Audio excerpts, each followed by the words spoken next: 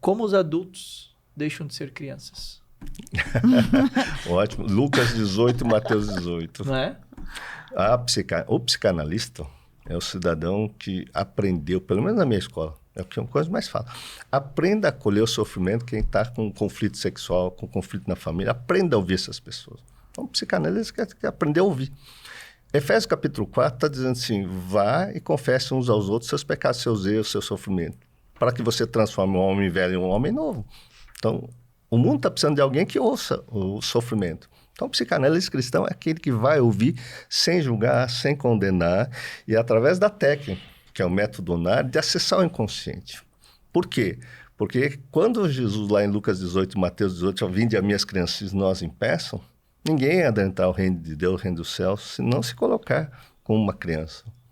Então, quando a gente sabe da memória que é formada, as nossas emoções negativas, é de uma criança.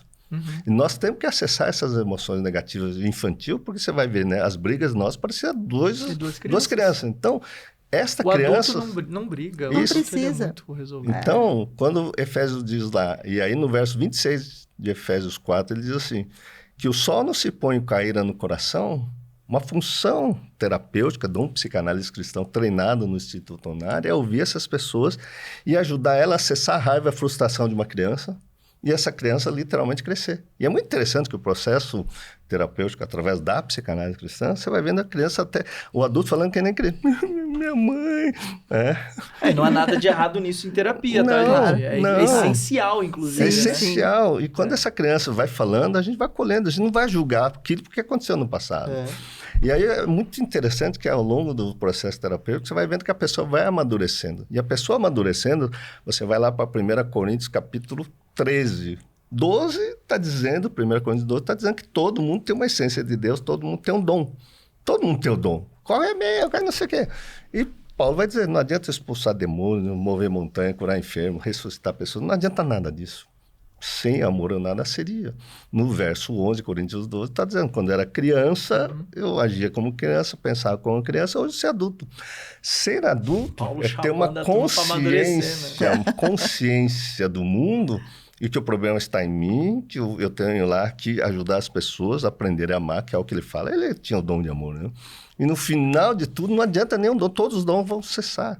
Mas no final, se restar a fé, a esperança e o amor é o maior dela. Quer dizer, a gente tem que manter na fé, porque o Satanás vai querer tirar a nossa fé, vai querer tirar a nossa esperança. Então, fé é esperança, mas fé é esperança no amor.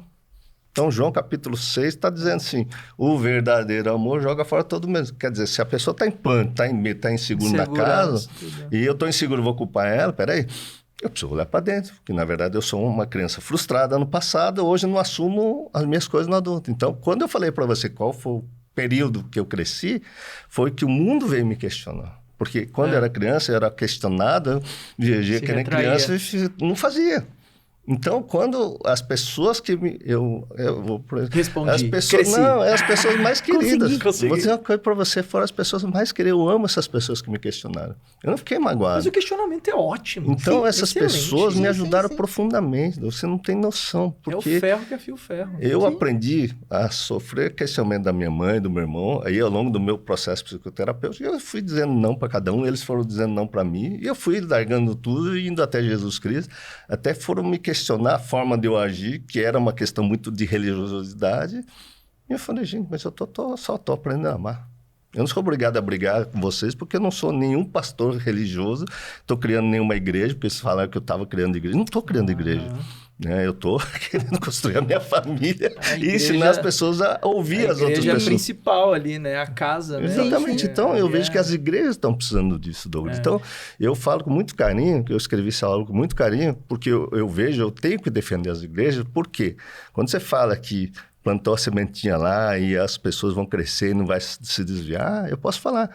Eu fui criado com amor numa família católica, que a minha irmã levou para fazer o tal do catecismo, e lá tinha o padre Caetano. Ele falava assim para mim, menino, você nunca use o santo nome de Deus em vão. Eu nem sabia que era Deus nem nada.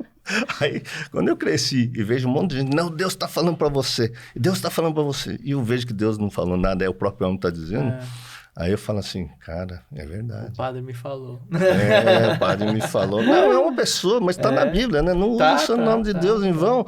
Aí eu entendi que tem muita gente usando o nome de Deus, se colocando no nome de Deus, e as pessoas seguindo essas pessoas que estão falando o nome de Deus, e muitas vezes não dá certo.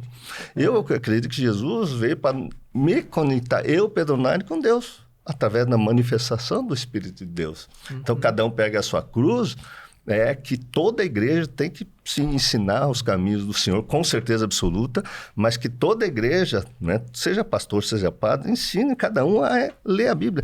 E se a pessoa não sabe ler, vai aprender, ter o EJA lá para ler um livro bom, para ler a Bíblia e falar, cara, isso aqui faz parte de mim, eu preciso mudar. Né? Então, eu tive muitos professores aí, né, eu gosto muito de todos os professores. Então, a igreja, por exemplo, as pessoas que me deram aula, eu sou muito grato, são pastores que me falam, Pedro, a Bíblia é assim, é beabá. É o caminho suave da minha infância, é a cartilha. Que eu aprendi a ler. Vocês estão vendo que o homem gosta de pregar, né? Vocês estão vendo que o homem gosta de pregar. Mas é Jesus, né? A essência da minha vida, né? Eu acho que quem encontrar essa paz em Jesus já valeu a pena aqui, porque é o que eu falei de pregar o evangelho, né? Esse amor de Deus aos quatro cantos. Hoje nós estamos na internet. Esse amor, essa influência do Espírito Santo. Como que um adulto deixa de ser criança, Midori? Você já ouviu falar que o reino de Deus é conquistado à força? Então, observar os impulsos, as emoções e agir com consciência. Não é fácil, não é simples, mas é a função do adulto. O adulto, como a gente estava conversando, não tem problema. O problema são os impulsos lá da infância, através dos neurônios de memória. Então, eu falo assim, a gente já acessou vários. A gente já trabalhou muitas coisas, mas hoje a gente se vê mais adulto do que nunca. Tem uma criancinha aqui, ela vai surgir. No mundo terei aflições. Mas menos. Hoje a gente tem mais conhecimento para lidar melhor com essa criança. Sabe acolher ela. Exatamente. E não jogar em cima dele, né? Você viu no congresso lá do Divinamente a minha criança aparecendo no palco. Você não vai lá. Eu subi lá, eu comecei a falar, eu tenho TDAH, a criança... Gente, desculpa aí que eu tô... criança, estou muito feliz de estar aqui. Essa criança feliz que tem que crescer, né? E sem a crítica, sem saber se preocupado se você que estava me ouvindo vai criticar ou não, mas aquilo era a minha essência, né? E depois, claro, eu me conectei com o que eu tinha que falar, inclusive deu problema com o slide lá, não deu para conectar com slide nenhum. Deus queria que essa criança crescesse, falasse do amor de Jesus, né? Acho que isso foi a parte mais importante. E muitas vezes ensinar cada um a acolher essa criança, porque às vezes quando ela surge, a própria pessoa vai lá e abafa. Então ela faz o papel daquele adulto que não permitiu a criança se expor. E na infância, a criança não tem uma consciência espiritual, porque o cérebro dela está em desenvolvimento. Quem é Deus para a criança? Os educadores, né? O pai, a mãe, o professor. Então, aquilo que ela ouve entra com força de lei. Exatamente.